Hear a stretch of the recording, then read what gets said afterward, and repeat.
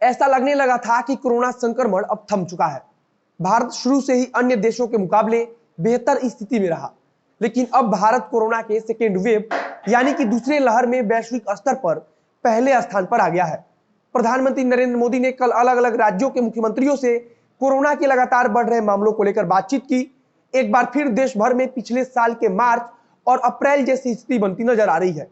कहीं धारा 144 लागू कर दिया गया है, तो कहीं नाइट कर्फ्यू लगा दिया गया है, तो कहीं पूर्ण रूप से पूरी सख्ती के साथ लॉकडाउन लागू कर उसका पालन कराया जा रहा है। देश भर के अलग अलग राज्यों में बंद हो चुके क्वारंटीन सेंटर को लेकर सरकार एक बार फिर से विचार करने लगी है और बिहार भी इससे अछूता नहीं है। खुद मुख्यमंत्री नीतीश कुमार रोज कोरोना को लेकर समीक्षा बैठक कर रहे हैं। हालांकि अभी तक बिहार कोरोना संक्रमण के दूसरे लहर से बचा हुआ है, लेकिन यहां भी स्थिति खराब हो सकती है और सरकार उसके मद्देनजर पहले से ही व्यवस्था तैयार करने में जुट गई है। उत्तर प्रदेश के गाजियाबाद और नोएडा में धारा 144 लागू कर दी गई है। वहीं कॉलेज और स्कूल को लेकर देश भर में क्या कुछ चल रहा है उसके बारे में आगे बात करेंगे, लेकिन उससे पहले मेरा परिचय। नमस्कार, मेरा नाम है मोहित कुमार सिंह और आप देख रहे हैं जनता जंक्शन। महाराष्ट्र, केरल, गुजरात, पंजाब, मध्य प्रदेश, ये वो कुछ राज्य हैं जहां कोरोना के मामले में पिछले कुछ दिनों से बेतहाशा वृद्धि हो रही है। कोरोना के मामलों में वृद्धि का मतलब है कि मौत का आंकड़ा भी बढ़ता जाएगा और हुआ भी कुछ ऐसा ही। कोरोना से मरने वालों की संख्या भी लगातार बढ़ती जा रही है। अब देश के 70 जिले एक बार फिर से कोरोना के कारण गंभीर रूप से प्रभावित हैं। इनमें महाराष्ट्र की हालत बेहद चिंताजनक है। महाराष्ट्र के कुछ शहरों में तो इतने ज्यादा कोरोना के मरीज पाए जा रहे हैं कि उनकी संख्या कई राज्यों में पाए जाने वाले कोरोना संक्रमितों से भी ज्यादा है। महाराष्ट्र के नागपुर और पुणे में स्थिति सबसे ज्यादा चिंताजनक है। यहां सबसे ज्यादा मौतें भी हो रही हैं। नागपुर में पिछले 24 घंटे के अंदर कोरोना के कारण 16 लोगों की मौत हुई है, तो वहीं पुणे में 15 लोगों की मौत हुई है। अगर देश भर से आने वाले कोरोना मरीजों की संख्या के बारे में बात करें तो यह बुधवार को 28,000 के पार पहुंच चुका है, जो पिछले कई महीनों में सबसे ज्यादा है। कोरोना संक्रमण की रफ्तार थमने के बाद से भारत में इतना ज्यादा मामला 24 घंटे के अंदर कभी नहीं आया था। कोरोना का दूसरा लहर महाराष्ट्र से गुजरात और पंजाब के बाद मध्य प्रदेश पहुंचा, जहां फिर से प्रतिबंध लगा दिया गया है। मध्य प्रदेश के कई शहरों में नाइट कर्फ्यू है, तो वहीं गुजरात और पंजाब का भी हाल ऐसा ही है। महाराष्ट्र सरकार तो पूरे राज्य में सख्ती से लॉकडाउन लगाने के बारे में विचार कर रही है।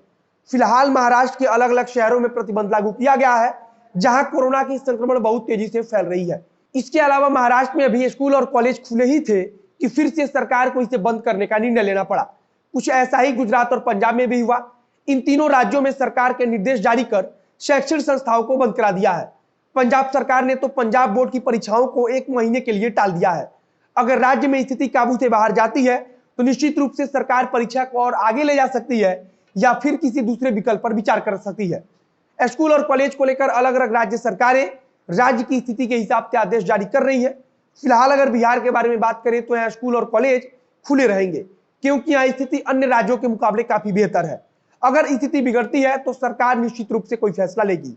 बिहार से सटे उत्तर प्रदेश के 2 शहरों में धारा 144 लागू कर दी गई है। राज्य के गौतम बुद्ध नगर और गाजियाबाद में कोरोना संक्रमण को देखते हुए धारा 144 लागू की गई है। बिहार में एक बार फिर से क्वारंटाइन सेंटरों को खोला जाने लगा है। यहाँ सरकार के लिए सबसे बड़ी चुनौती वे लोग होंगे जो होली के मद्देनजर महाराष्ट्र और गुजरात जैसे राज्यों से अपने घर वापस लौटेंगे। सरकार इसके मद्देनजर पूरी तैयारी कर रही है।